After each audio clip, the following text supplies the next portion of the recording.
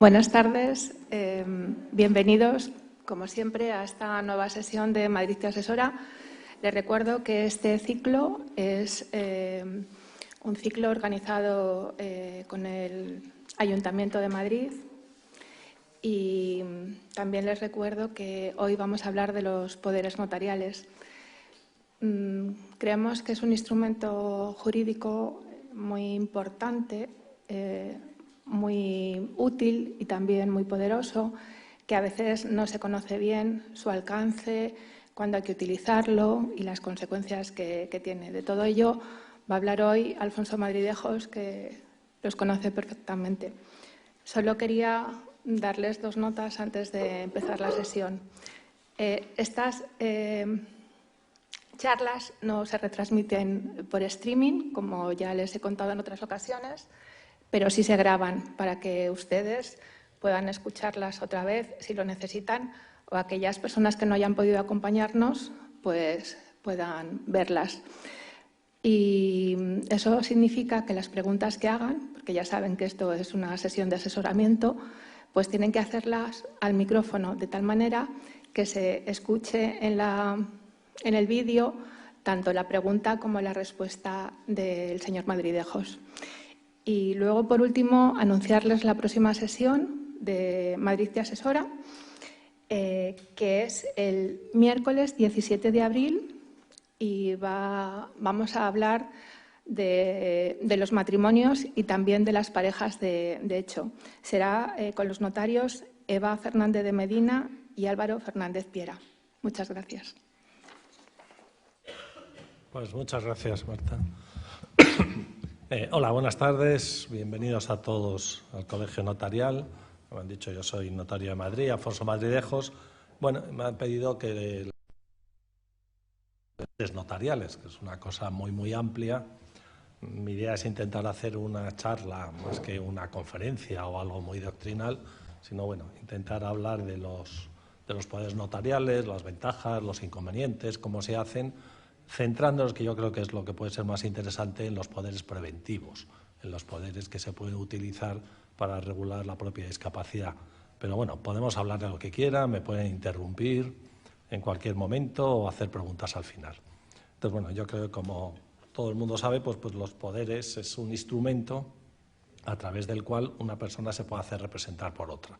O sea, lo que se trata es, en algún negocio jurídico, por cualquier motivo una persona no quiere intervenir, puede autorizar a otro para que actúe en su nombre, de forma que tenemos el poder dante, que es la persona que da el poder, y el apoderado, que es la persona que actúa, de forma que lo que hace el apoderado produce efectos en la esfera jurídica del poder dante. Cuando una persona quiere vender y no puede desplazarse a Málaga a vender, puede dar un poder a alguien para que firme en Málaga y es como si vendiese él.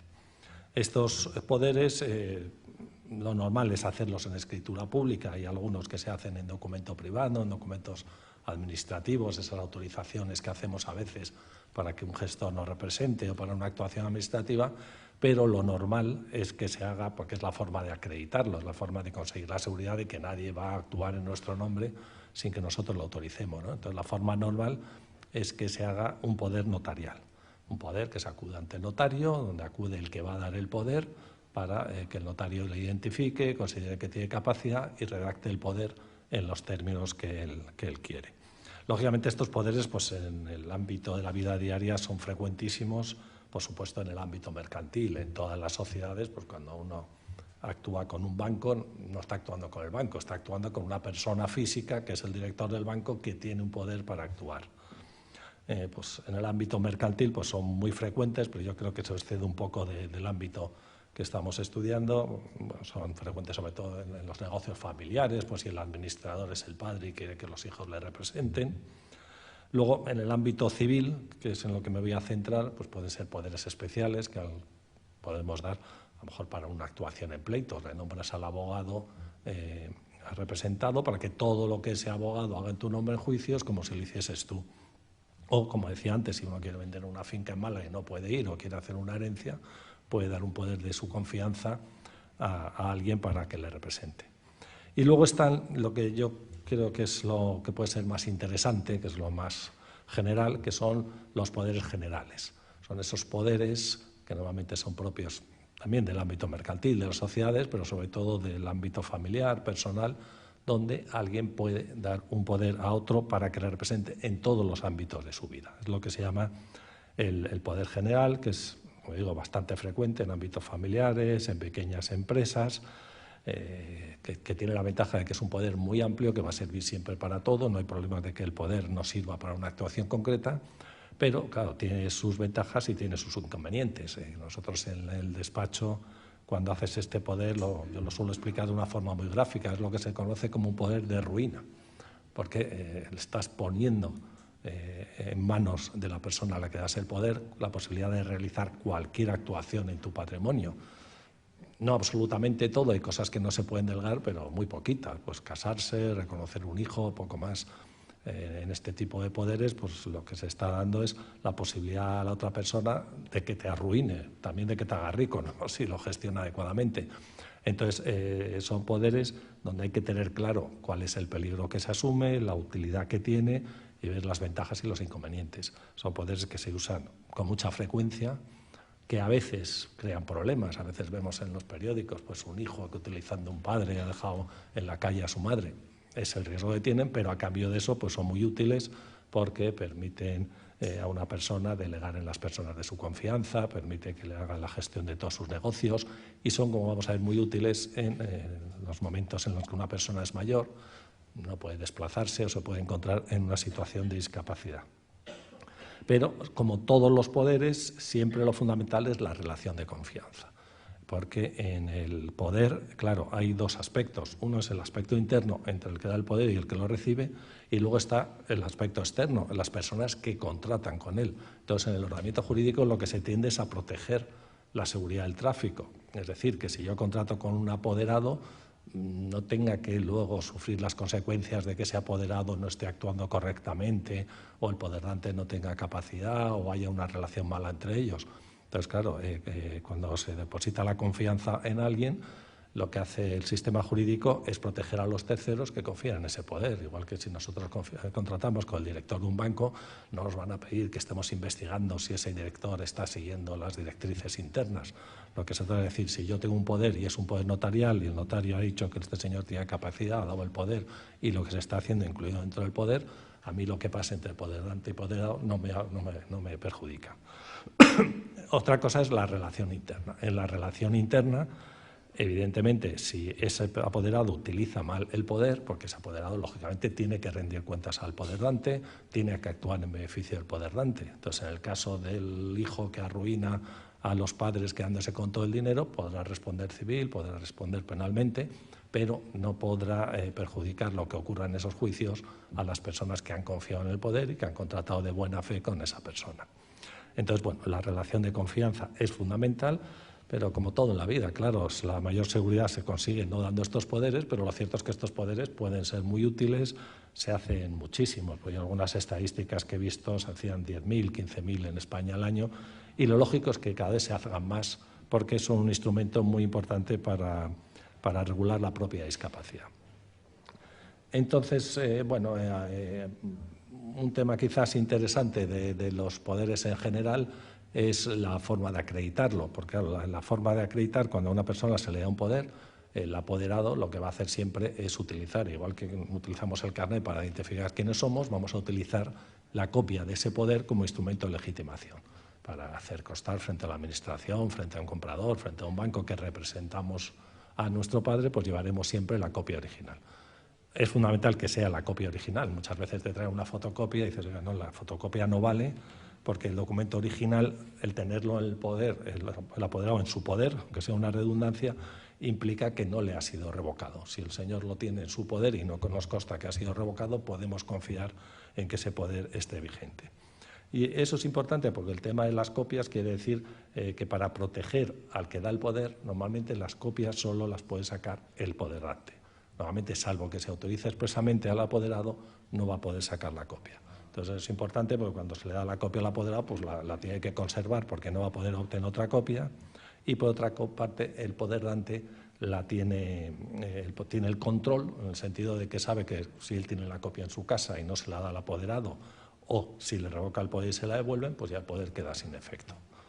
Ahora esa copia en papel que estamos todos acostumbrados a ver, con todos los sellos de seguridad del notario, en la última reforma que se ha producido hace unos meses se ha incorporado también los poderes electrónicos. Ahora va a haber la posibilidad, aunque el que esté acostumbrado a ver poderes notariales le resulte un poco extraño, vamos a ver poderes donde ya no viene la firma del notario, donde ya no viene ningún documento, ningún elemento de autenticación, sino lo que viene es un CSV, un QR, porque ese poder ya no va a estar en la copia. Ese poder va a estar en la página web del notario y va a estar permanentemente actualizado, de forma que si se cambia, si se revoca, el notario lo va a hacer, y a través de ese QR, digamos que sería la llave. A través de esa llave, cualquier persona que vaya a una notaría, a la administración o juzgado va a decir, oiga, este es mi poder. El que lo recibe va a entrar con esa llave en la página del notario, el notario va a decir si ese poder sigue vigente o está revocado, vale o no vale para esta actuación. Bueno, es una curiosidad que empieza todavía, hay pocos, pero empezarán a verlos habitualmente. Entonces, lo que yo creo que tiene es un instrumento muy útil, estos poderes, lo que se llaman los poderes preventivos, en relación con la discapacidad.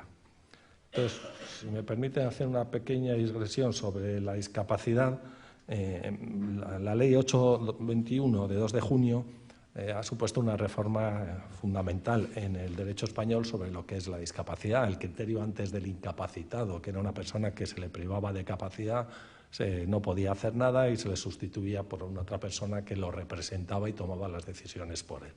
Todo esto ya con el convenio de Nueva York del 2006 ha cambiado radicalmente y con mucho retraso en España se han incorporado estas ideas con la ley de 2021. En la ley de 2021 lo que parte es que no hay ya incapaces, todo el mundo tiene su capacidad y lo que hay es una dificultad para ejercerla. Entonces se habla de personas discapacitadas que encuentran un obstáculo por una discapacidad que puede ser física, de comunicación, puede ser una persona de ceguera, que sea sordo, o puede ser intelectual. Lógicamente hay casos extremos donde esa capacidad ni con ningún apoyo se va a poder ejercitar y entonces hay que acudir al mecanismo clásico de la representación. Pero la idea por la que sigue la ley es que en principio todo el mundo es capaz y lo que hay que hacer es poner los apoyos, poner las medidas para que esa persona pueda ejercer su capacidad. Supone además un cambio muy importante porque antes la idea era la idea del interés y ahora lo que prevalece es la idea de la voluntad. No es tanto qué es lo que interesa al discapacitado o qué es lo que el representante, el tutor, el padre, piensa que es bueno para esa persona, sino qué es lo que a esa persona le gustaría, qué es lo que esa persona querría si pudiese ejercer la capacidad por sí misma. Y sobre todo dentro de esta reforma es muy importante porque lo que tiende a prevalecer es la voluntad de la persona. Lo que se tiende en la sociedad civil es a responsabilizar ahora a cada sujeto de sus propias decisiones. Solo en casos extremos donde esa persona no puede manifestar su voluntad o no ha tenido la previsión de hacerlo, es cuando va a entrar todo este sistema legal con un juez que va a decidir quién es el representante legal, quién va a tener que actuar. Pero la idea fundamental, junto con esa idea de que todos tienen capacidad y hay que intentar superarla a través de los apoyos, es la idea de que lo que debe prevalecer siempre es la voluntad del sujeto.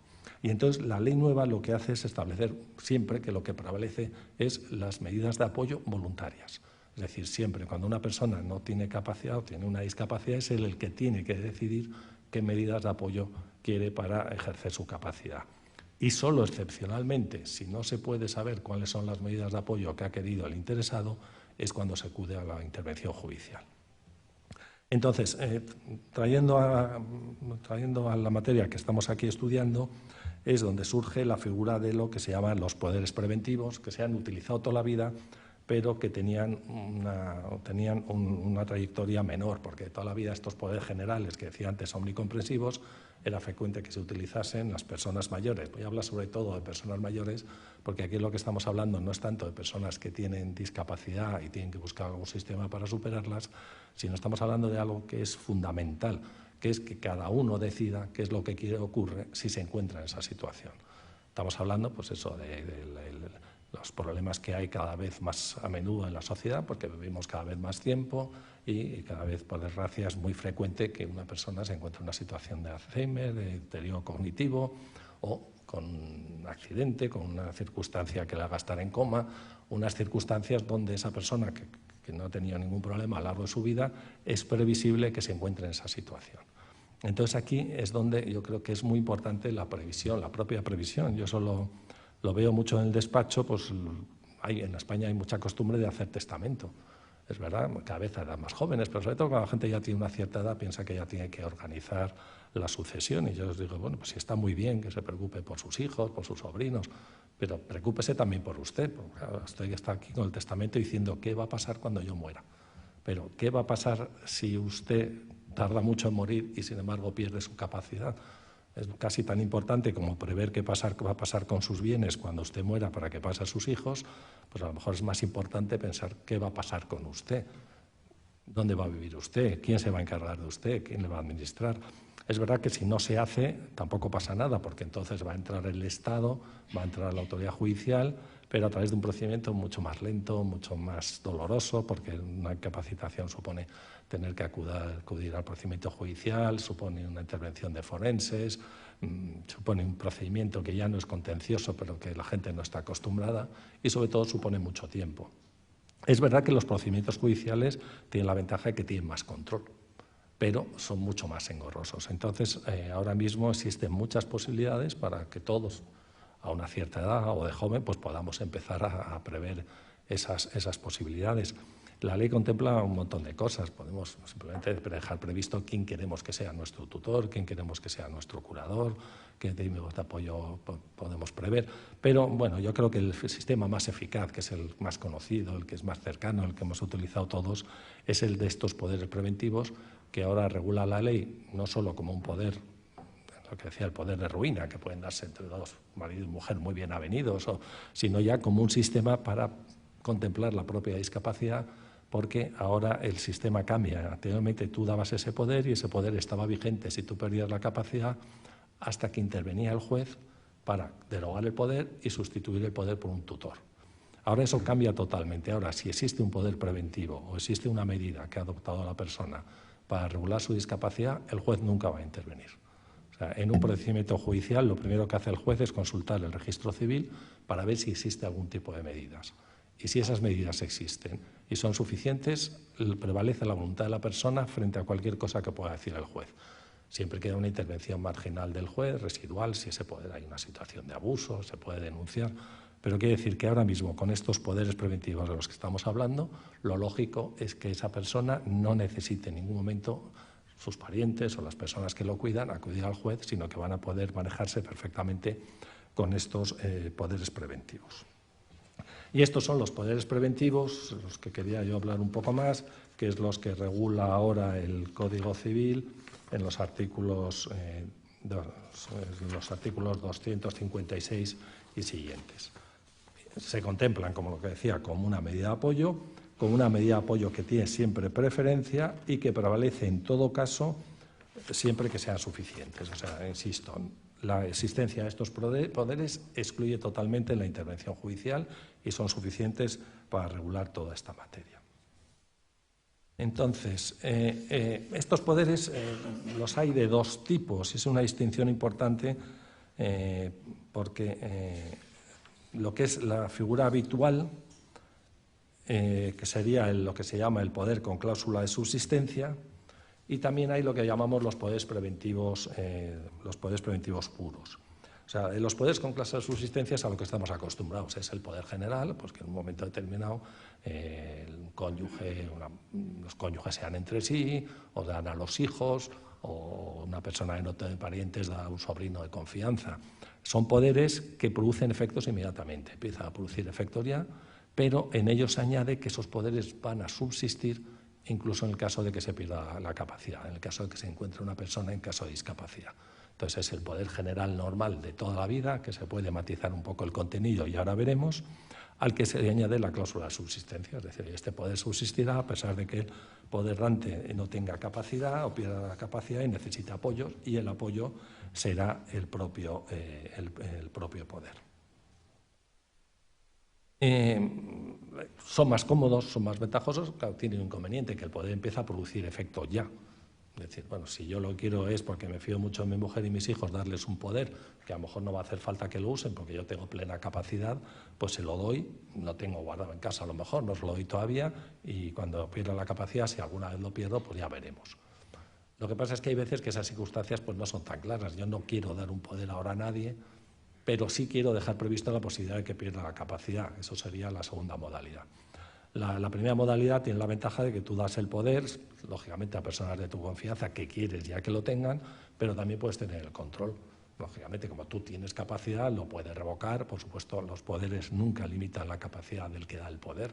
Mientras el poder dante tenga capacidad, puede revocar el poder, puede exigir rendición de cuentas o puede actuar y hacer los negocios de la forma que él tenga por conveniente sin que esto le limite. Otra cosa es cuando se pierde la capacidad, porque ya ese control desaparece. Por eso veremos ahora pues, algunas cautelas que se pueden adoptar.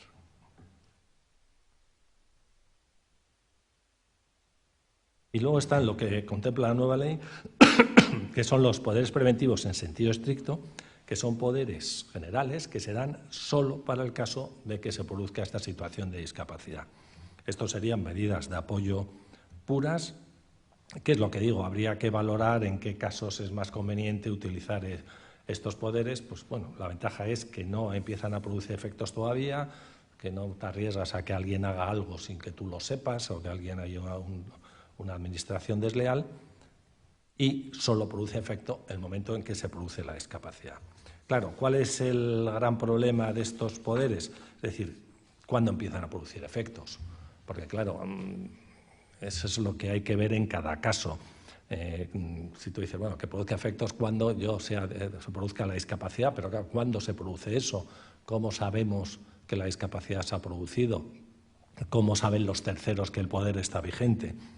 Entonces, bueno, ahí en toda esta materia, como vamos a ver ahora, lo fundamental, yo creo, es tener claro que tanto las medidas de apoyo que contempla la ley como los poderes preventivos en concreto, que todo se hace en escritura pública con notario, lo fundamental es siempre pues, buscar fórmulas a medida, hacer un traje a medida en cada caso. Cada caso es distinto, cada supuesto es distinto, igual que cada testamento lo es.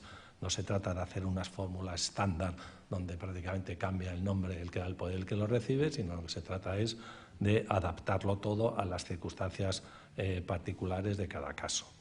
Entonces, pues bueno, en el propio poder hay que dejar previsto cuál es el mecanismo. Primero decir qué entiendo yo por discapacidad. Yo puedo decir, bueno, pues oye, pues si llego a una determinada edad que empieza a producir efectos ya, o si tengo una discapacidad leve o no, solo cuando yo sea incapaz de manifestar mi voluntad.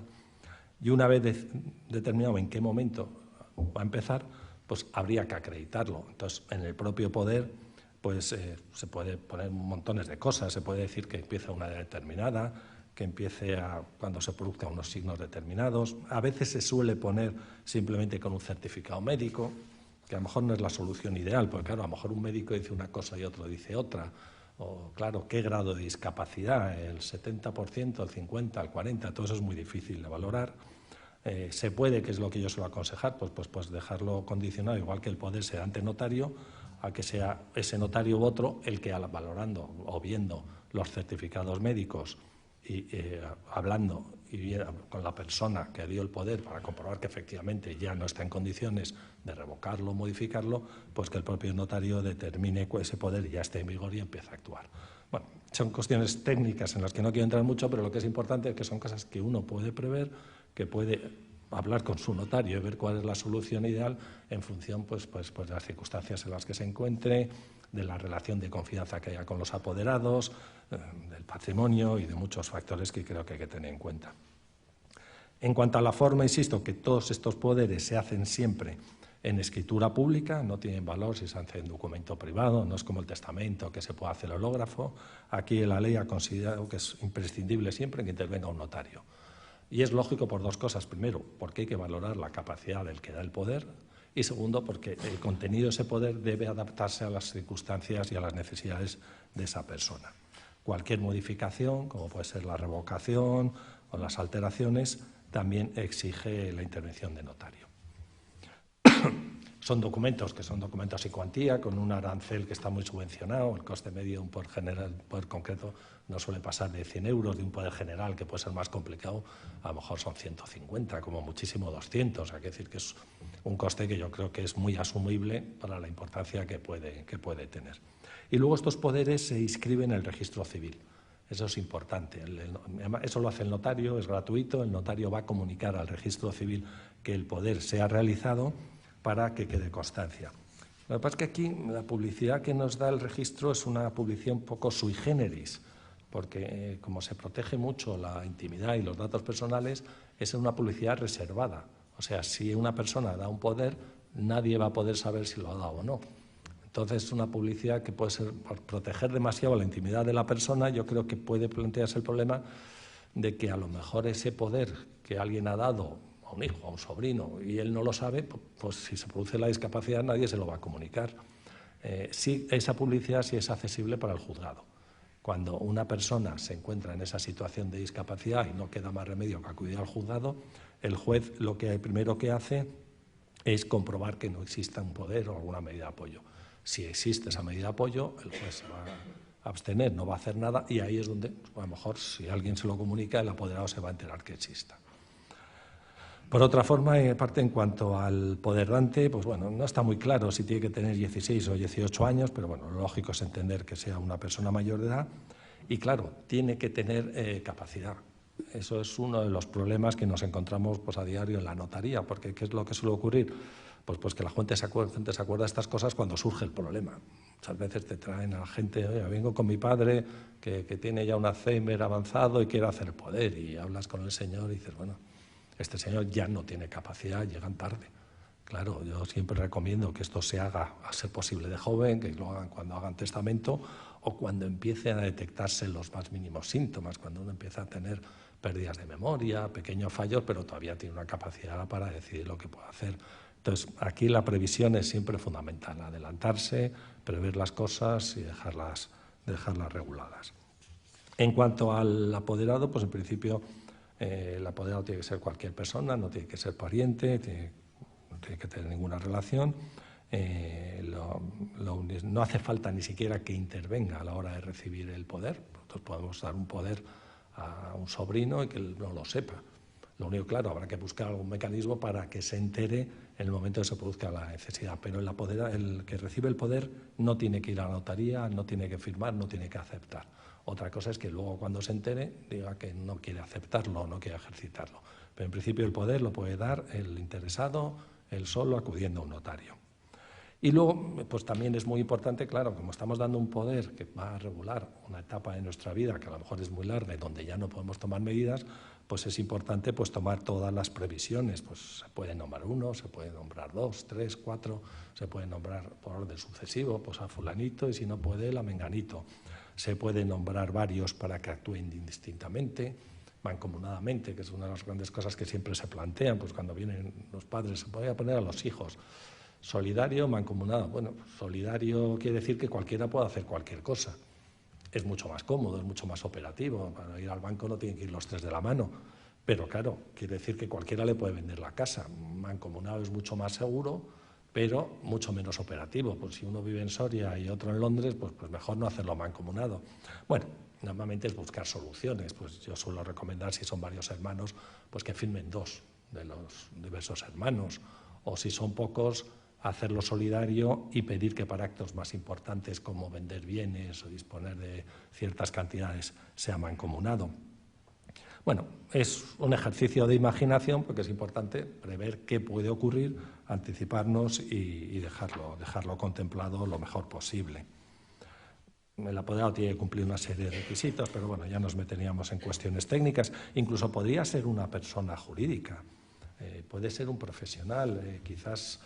En España nos falta un poco cultura de esto, porque lo lógico aquí siempre es acudir al ámbito familiar, acudir a los hijos, a los hermanos, pero hay personas que no tienen, que a lo mejor tienen un patrimonio importante y no tienen esas personas de confianza que lo puedan administrar. Entonces yo creo que sería bueno poder contar, por supuesto, con profesionales, con un despacho de abogados, con un abogado, con un profesional que haga esa función, o incluso que existiesen sociedades, no solo como hay entidades sin ánimo de lucro que se encargan de proteger a los discapaces, sino también a lo mejor sociedades profesionales mercantiles en las que yo les puedo encargar esa tarea. Ahora mismo, hoy por hoy, no hay gran cosa, pero lo lógico es que aparezca y que exista, pues como vemos en las películas de Estados Unidos, ¿no? Y luego, bueno, el tratamiento. Hemos dicho que la aceptación del apoderado no es imprescindible. Aunque yo creo que también tampoco es malo que el apoderado acepte, es posible que el apoderado vaya a la notaría y acepte, y eso es bueno pues para que el apoderado sepa que existe el cargo y que sepa también las obligaciones que asumen. Y luego lo que es muy importante también es el contenido del poder, porque estos poderes son más que un poder, que el poder general de ruina que conocíamos de toda la vida. Entre otras cosas, primero porque lo lógico es incluir lo que son todos los aspectos patrimoniales, lo que es la administración normal, lo que es disponer del dinero, vender la vivienda, pedir un préstamo, pues la situación normal que muchas veces se produce, pues tiene la necesidad de vender la vivienda para que esa persona que necesita una atención especial pueda ir a una residencia y pagarla con su vivienda. Pues eso a veces, si no hay estos poderes, puede ser muy angustioso porque hay que ir a incapacitación, luego hay que pedir una autorización judicial y mientras nos podemos encontrar con que esa persona que tiene un patrimonio con esa vivienda pues está viviendo miserablemente, ¿no? Bueno, todas estas cosas yo creo que son importantes regularlas y también en estos poderes lo normal es que incluyamos el tema personal, no solo la administración del patrimonio, sino también las decisiones personales que esa persona no puede tomar. La residencia, el internamiento, el tema de los informes médicos y las decisiones médicas.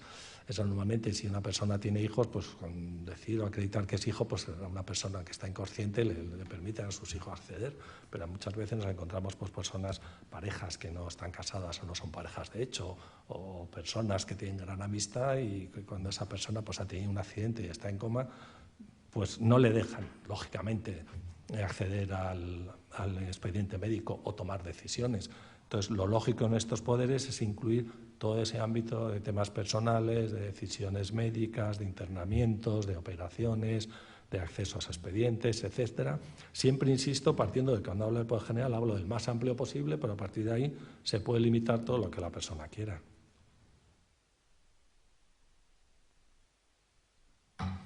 Normalmente lo normal es utilizar una fórmula omnicomprensiva muy amplia y luego en la práctica notarial lo que hacemos es enumerar las personas para que cuando se vaya a utilizar esa facultad pues aparezca mencionada y no haya que hacer una interpretación por parte del que lo recibe. Hay cosas que no se pueden delegar, pero son muy pocas. Hacer testamento, el matrimonio, sin embargo sí se puede hacer el divorcio a través de un apoderado representante, la donación de órganos y el reconocimiento de la afiliación. Esas son prácticamente las únicas cosas personalísimas que la ley no permite hacer a través de apoderado. Y luego, dentro de esto, pues hay que estudiar una serie de facultades especiales, que yo llamo peligrosas, pues que hay que ver en cada caso. Pues cosas como, por ejemplo, como la facultad de donar. Yo quiero que el apoderado pueda regalar mis bienes. Pues lo normal es que no, pero bueno, a lo mejor resulta que si son mis hijos, pues a mí sí me interesa porque me fío totalmente de ellos y a lo mejor resulta que en la Comunidad de Madrid tenemos hoy por hoy la bonificación del impuesto de sucesiones al 99% y a lo mejor mis hijos que me están cuidando perfectamente y que tengo patrimonio de sobra, en un momento determinado dicen, oye, hay que hacer donaciones que si no nos van a cobrar impuestos.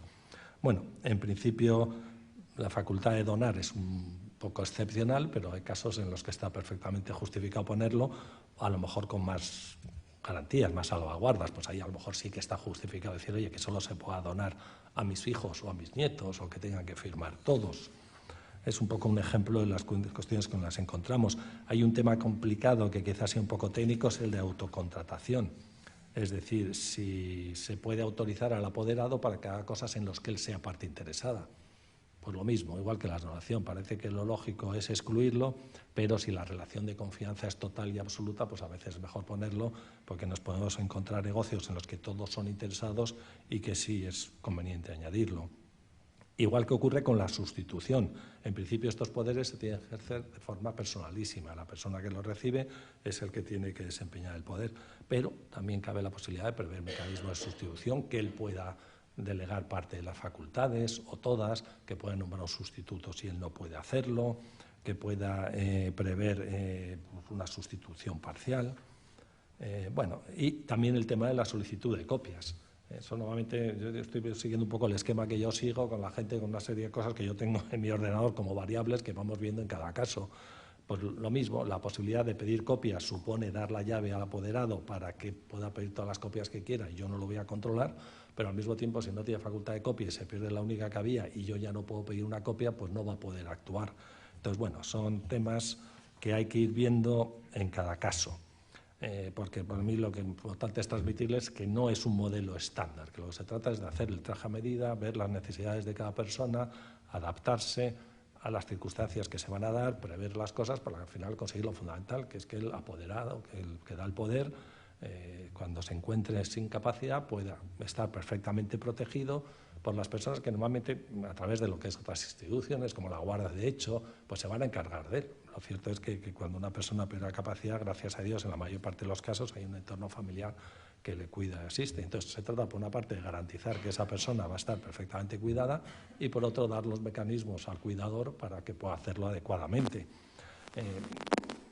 Insisto, siempre está el problema de los posibles abusos. También es posible prever en el propio poder mecanismos de control, pues pedir la autorización judicial para cosas más importantes o quizás establecer una especie como el antiguo Consejo de Familia. Pues oye, yo doy el poder a mis 2 sobrinos, pero que para determinadas actuaciones tengan que contar con otros 2 o que tengan que contar con 3 parientes dentro del tercer grado, o que determinados parientes que no son los apoderados puedan acudir al juez si lo están haciendo bien. Hay muchas posibilidades.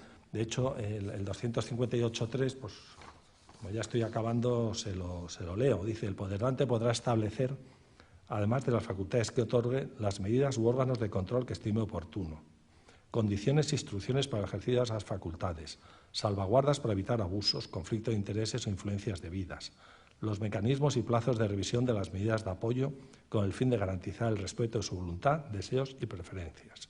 Podrá también prever formas específicas de extinción del poder. Bueno, pues es lo que estoy diciendo. Se puede hacer muchísimas cosas, porque se pueden establecer esos mecanismos de control, se pueden establecer salvaguardias, se pueden establecer limitaciones y también es importante, se pueden recoger las voluntades y preferencias. En este poder, pues uno puede decir, yo puede hacerlo como una orden, no quiero que venda en mi casa nunca, o como un deseo, a mí me gustaría que, si sea posible, no se venda en mi casa. Bueno, hay que ver, es decir, oye, usted va a necesitar alguna vez, tiene una pensión y tiene unas rentas que garantizan que no se va a tener que ir de su casa, pues ponemos que no se venda. No está tan claro, bueno, ponga su voluntad y esperemos que la respeten, pero que no se encuentre usted condicionados por sus propias limitaciones.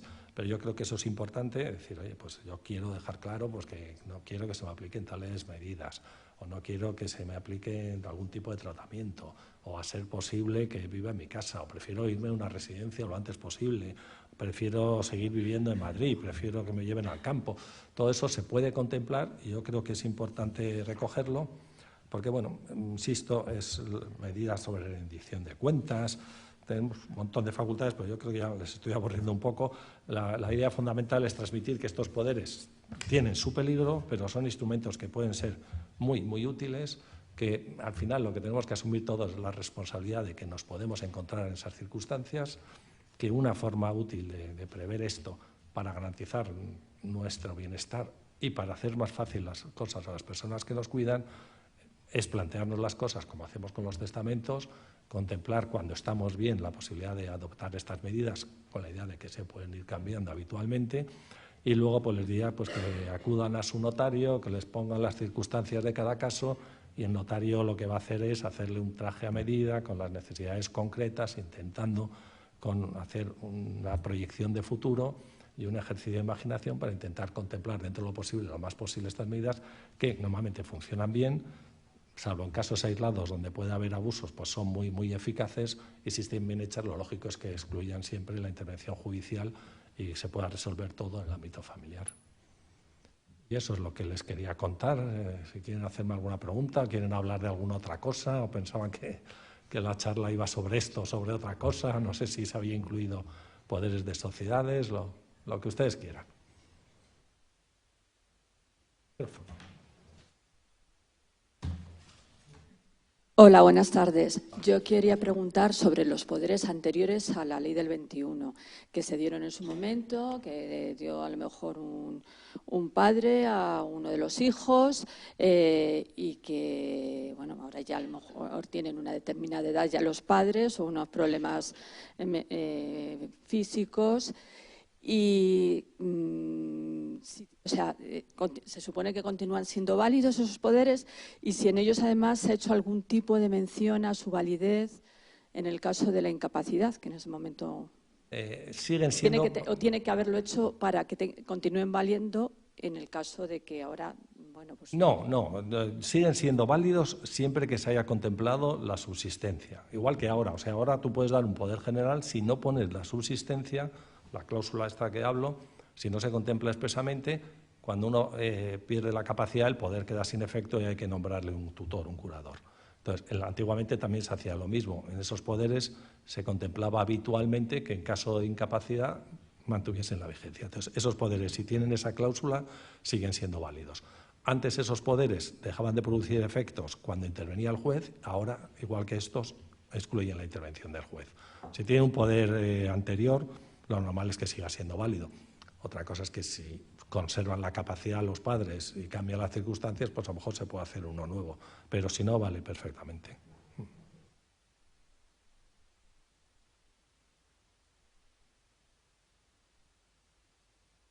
Hola, buenas tardes. Hola. Yo quería preguntar que cómo se determina que se ha perdido la capacidad. Es decir, mi madre a lo mejor me da un poder a mí y mi madre desarrolla Alzheimer. Entonces yo voy al banco con ese poder. ¿Cómo sabe el banco que se ha producido esa incapacidad de mi madre, por ejemplo? Vale, el banco no lo sabe, es un problema de responsabilidad del apoderado. En realidad, la práctica, la realidad es que todo esto ha ido evolucionando muchísimo. Tradicionalmente, los poderes generales, en el momento que uno perdía la capacidad, quedaba revocado. Luego cambió y lo que se dijo es que el poder mantenía la vigencia hasta que el juez declaraba la incapacidad. Y luego ha vuelto a cambiar para decir que no hace falta declarar la incapacidad si hay un poder. ¿Qué es lo que ha pasado? Que durante muchísimos años, muchísima gente pues, ha funcionado con ese poder que se entendía que estaba revocado. Eso es la realidad. ¿Qué es lo que se le pide al que le han dado el poder, al apoderado? Que declare que su madre, que el poderante, tiene capacidad. Entonces, le están trasladando la responsabilidad al apoderado. Y es verdad que antiguamente, pues mucha gente tenía el poder de su mujer, seguían funcionando, todos tan contentos y no pasaba nada. Entonces, bueno, lo que pasa es que eso supone, digamos, un riesgo, una responsabilidad para el apoderado que declara. En las escrituras, cuando no hay esa cláusula, nosotros pedimos que nos diga que el poder no está revocado, eso siempre, y que el poderante mantiene la capacidad. El apoderado, bajo su responsabilidad, lo manifiesta y a los terceros ya no los afecta. Si el apoderado dijo que tenía capacidad, la actuación es válida. Podría plantearse algún tema judicial, pero bueno, en principio funciona así. ¿Qué es eso? Una responsabilidad del apoderado, claro. Si usted está en esas circunstancias y es hijo único, pues seguramente nunca pase nada. Pero si son dos hermanos mal avenidos, pues muy probablemente el hermano va a decir, oiga, usted está declarando que tiene capacidad y no la tiene, y eso es falso. Entonces, bueno, lo ideal es ya poner esa cláusula y lo otro es un problema de responsabilidad del apoderado. Y luego, claro, por supuesto, estamos hablando de casos que está claramente que ha perdido la capacidad. El problema luego es que, claro, no todo es blanco y negro, tenemos todos esos grises que es muy difícil. Nosotros, uno de los grandes problemas que tenemos en el despacho, pues eso, te viene gente que a lo mejor oye muy mal, pero te entiende o que pide, claro, ¿en qué momento no tienes capacidad? Claro, que lo decimos, que es un 70%, un 30%, y en base a qué baremos. Entonces, bueno, hay una etapa intermedia donde quizás se pueda entender que el poder sigue siendo válido porque no está clarísimo, no es tan claro que haya la perdido totalmente, pero claro, todo es interpretable. Pero en cualquier caso, incluso en el caso del poder que no tiene cláusula de subsistencia, mientras no haya una resolución judicial que diga que la persona está discapacitada y le nombre un tutor, sigue valiendo. Entonces, bueno, yo creo que es un poco una cuestión de prudencia y sobre todo es que la situación es distinta. Lo digo, no es lo mismo un hijo único que cuida de su madre y la tiene perfectamente atendida que tres hijos donde, yo qué sé, pues sale ahora en los periódicos una familia de un arquitecto que si la han arruinado a su madre. Pues con esas cosas hay que ser muy prudentes, decir, hombre, lo primero hay que saber que hay que rendir cuentas ante el padre, ante la madre, la persona que nos da el poder, pero, bueno, y el día de mañana va a llegar un hermano, un sobrino que no se ha encargado para nada de mi madre y encima me va a exigir responsabilidad porque cree que me he quedado con su dinero cuando lo que he hecho es cuidarla. Pues bueno, es un poco cuestión de prudencia.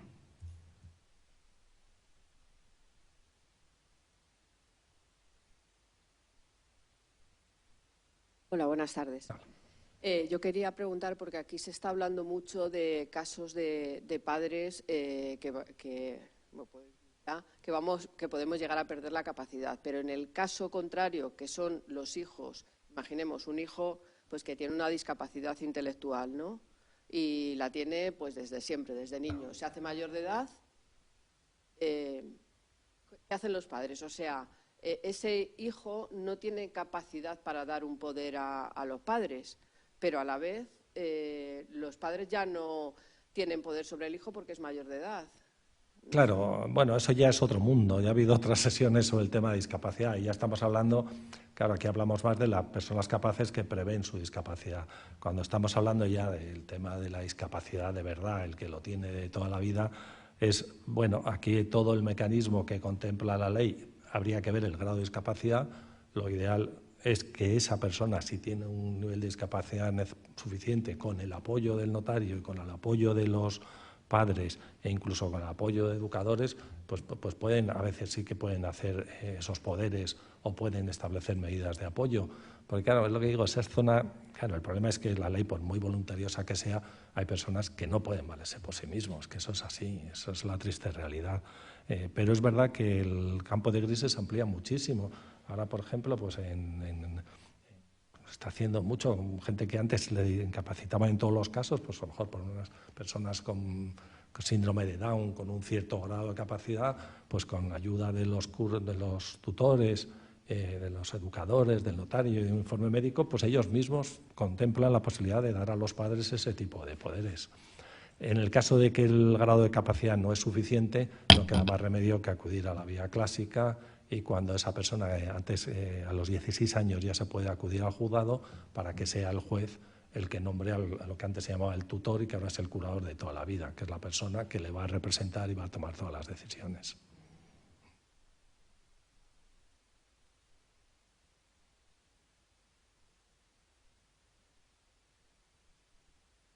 Yo quería preguntar, aunque está un poco al filo del tema, pero sobre el testamento vital. Más de eso, en el hospital, hasta dónde pueden hacer, qué dejar de hacer esto, cómo está ahora materializado, cómo se materializa. Vale, eso sería, digamos, un poco la tercera pata. O sea, nosotros hacíamos, muchas veces se hace el testamento normal, que es el testamento patrimonial, el poder preventivo, y muchas veces la gente suele pedir hacer el testamento vital. Lo que pasa es que ahora el testamento vital en Madrid, en la Comunidad de Madrid, normalmente no lo estamos haciendo los notarios.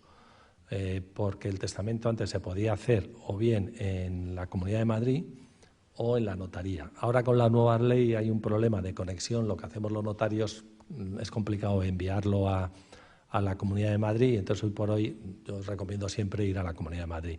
Entonces el testamento vital sigue teniendo plena vigencia y yo creo que es una cosa que es conveniente hacer, donde uno ahí lo que dice es, claro, ahí es ya tomar las propias decisiones. Está bien incluirlo en el poder si lo damos para que nuestros hijos tomen decisiones, pero con la voluntad que nosotros nos hemos expresado. Entonces, en los centros de salud, yo creo que en casi todos, se puede rellenar un cuestionario donde uno dice qué tipo de tratamientos quiere, que si quiere que le alarguen la vida, que no, que le hagan sufrir. Hay una serie de cuestiones que se rellenan, yo creo que lo hacen en los centros de salud. Eso queda incorporado a los ordenadores del sistema médico, y cuando una persona está inconsciente y no hay un pariente que puede tomar decisiones por él, el médico tiene obligación de consultarlo y aplicarlo. Ya en casos más extremos, donde uno quiera la eutanasia y todo eso, ya es un procedimiento más complejo, donde sí puede haber un documento notarial. Pero yo hoy por hoy yo creo que sí es muy conveniente hacer todos el testamento vital, que lo haces en un centro de salud, es gratuito, es rellenar un cuestionario y queda constancia de lo que tú quieres que te apliquen si te encuentras en situación, pues eso, un accidente, un episodio que te haga perder la conciencia y que los médicos tengan que tomar decisiones rápidas sin poder consultar a nadie. Y eso va a aparecer en el sistema informático.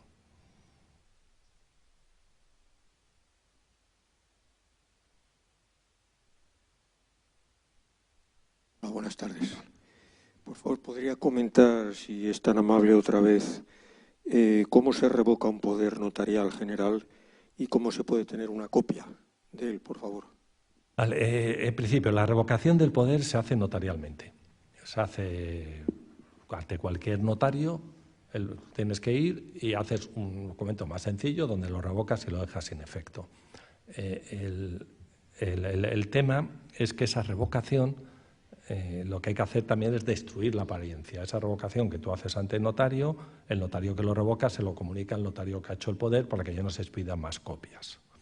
El problema de la revocación es que el apoderado puede tener todavía la copia material, la copia que le dieron, y puede ir a algún sitio y decir que el poder sigue vigente. Por eso lo que se hace normalmente, si el que dio el poder lo tiene en su poder, se rompe y ya está. Pero si el apoderado lo tiene en su poder, si tiene él materialmente la copia, podría fraudulentamente intentar utilizarla, digamos, engañar a alguien y decir, oiga, porque cuando alguien va a la notaría, como decía antes, se le pregunta si se le ha sido revocado, pero no tenemos una forma, aunque ahora existe un protocolo electrónico y en el futuro eso va a mejorar, pero hoy por hoy el documento de legitimación es el documento notarial que tiene el apoderado en su poder. Entonces, cuando se le revoca, depende de las circunstancias, digamos, si es una revocación porque ha sido conflictiva, lo que se suele hacer siempre es notificar al apoderado notarialmente que el poder le ha sido revocado, para que si lo utiliza sea incurriendo en responsabilidad. Y eso está relacionado con el tema de las copias, porque en principio el apoderado, precisamente para esto, para evitar que el apoderado pueda sacar 2, 3, 4 copias, en principio el apoderado no tiene derecho a sacar copia del poder. La copia del poder la puede sacar el poderante y la puede tener él controlada, con lo cual si no se la ha dado al apoderado la rompo y se acabó, o saber cuántas copias hay circulando. Si es una persona de mucha confianza, porque es lo que decías, es que siempre un tira y afloja. Si le autorizamos al apoderado a sacar copia, va a poder sacar muchas copias y va a ser más difícil destruirlas si la queremos revocar. Pero si no le autorizamos y el poderante pierde la capacidad y se pierde la copia, el poder ya no vale para nada. Entonces, un poco depende de la acción. En principio, si no se dice nada en el poder, el que da el poder tiene derecho a copia. El apoderado no puede sacarla. Y eso supone un control mayor porque el poderante, la copia se la das al poderante y él se la dará o no al apoderado. Si se lo revoca, le pedirá que se la devuelva y solo si no se la devuelve, le notificaremos notarialmente para que se abstenga de actuar. No sé si queda claro porque es un tema un poco complejo y es uno de los puntos flacos, porque claro, el problema es que la legitimación por la apariencia sirve para proteger, porque claro, si nosotros contratamos con alguien que nos exhibe un poder, no podemos ir a preguntarle al poderante si lo ha revocado. Entonces se tiende a proteger el tráfico, pero puede ocurrir que el apoderado con esa copia haga una actuación incorrecta, venda nuestra finca, la venta sea válida y tengamos que demandar al apoderado por actuar incorrectamente. Dígame. La persona que da el poder es el único que está autorizado para que se hagan copias. Sí. El único, ¿no? Salvo que se autorice, salvo que él quiera autorizar al apoderado a recibirla. Si no se pone expresamente en la facultad de solicitar copias, solo el poderante. Si a mí me viene un apoderado a decir, oiga, mi padre me dio un poder, quiero copia, yo miro la escritura. Y si en la escritura no viene, suele venir al final, se le autoriza expresamente a pedir copia, le digo, no, usted no puede sacar copia, tiene que venir su padre. Puede ocurrir que me diga, es que mi padre ya no tiene capacidad, y dice, pues mala suerte. Insisto, eso es un mecanismo de control, pero al mismo tiempo pues puede suponer a veces una desventaja. Pero en principio, pues lo de siempre, depende un poco de la confianza. Si usted le va a dar un poder a un primo, le va a dar el poder a un profesional, pues lo mejor es no autorizarle a pedir copias y tener el control. Si preferimos estar seguros de que no va a haber problema aunque la copia se pierda y es de absoluta confianza, pues se les faculta para pedirlo.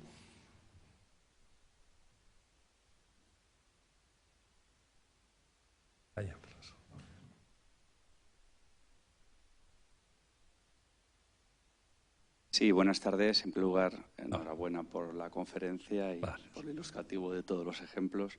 La verdad es que la casuística es infinita, tanto como la vida. Entonces, yo me voy a ceñir a algún caso que he tenido recientemente, a un par de casos, que es el siguiente. Jóvenes con trastornos de conducta, que a su vez tienen patologías de adicción derivadas de los trastornos, drogas o alcohol o mixtas, que ingresan en centros de tratamiento, pero que como son voluntarios y no están sometidos a ningún tipo de medida de apoyo. ¿Pueden los padres, con el joven, otorgar un poder preventivo que dictamine o que diga que son los padres los que deciden si ingresan y si puede abandonar el centro? ¿Sustituye esa autorización preventiva del joven a la autorización judicial de internamiento forzoso? La verdad es que la pregunta es muy complicada. 2 casos esta mañana. Es muy complicada. No lo digo en el aire. 2 es casos muy esta complicada mañana. y es un problema mal resuelto. La duda que yo tengo es, ¿eso me sustituye la autorización judicial? Yo puedo decirle a mi hijo, de alguna manera, me tocas el poder, porque claro, ¿cuál es el problema? Que entran en centros de tratamiento y esta mañana 2 casos, pues han dicho, me voy. Claro. Hombre, yo no me atrevería, le puedo dar mi opinión, pero claro, ahí interviene el Ministerio Fiscal, interviene el centro, interviene mucha gente. Yo creo que sí se puede hacer ese tipo de cosas y a veces se hacen. El problema es que ese chico, si sigue teniendo capacidad, lo puede revocar, lo puede modificar y lo que prevalece siempre es su voluntad. Entonces, ese poder, si el chico está en un estado que el médico determina que no tiene capacidad en absoluto, pues yo creo que el poder sí que puede ser eficaz para ir al hospital, para ir al centro y que le hagan caso sin acudir al juez. Pero claro, si el médico, el forense o el médico del centro asegura en salud y dice que no lo tiene claro, lo que van a decir es prevalece la voluntad del chico, que se puede ir y si no, váyase usted al juez y que el juez me mande una resolución diciendo que lo mantenga aquí, porque a lo mejor estoy cometiendo un delito al no dejarle salir. Entonces, de hecho, son cosas que a veces sí se hacen cuando los chicos están bien, cuando se encuentran en un buen momento, pues oye, pues dejar previsto todo eso para que menos coste. El problema es que en una situación extrema, que el padre aparece con el poder y el chico dice eso es mentira, yo te lo he quitado o te lo he revocado, ahí al final el que va a tomar la decisión es el del centro para abrir la puerta o dejarle dentro. Y si le deja dentro, a lo mejor le amenazan, le acusan de coacciones. Pero vamos, yo creo que sí pueden ser medidas útiles, además haciéndolas, pues eso, como decíamos antes, como estos casos de síndromes de Down, de gente que está estudiando una carrera, ¿cómo no va a poder tomar decisiones? Yo creo que cuando están bien sí que es bueno hacer algún tipo de contemplar las medidas que ellos quieren, cómo quieren que se les asista, las decisiones que quieren que se tome, que incluso intervengan los médicos o los cuidadores, sabiendo que eso es muy útil, pero la validez última pues depende de las circunstancias del caso concreto. Sí.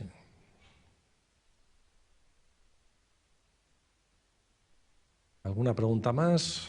Hemos cumplido la hora. Pues les doy las gracias por venir, están en su casa, muchísimas gracias por su atención y saben que pueden venir a cualquier otra sesión.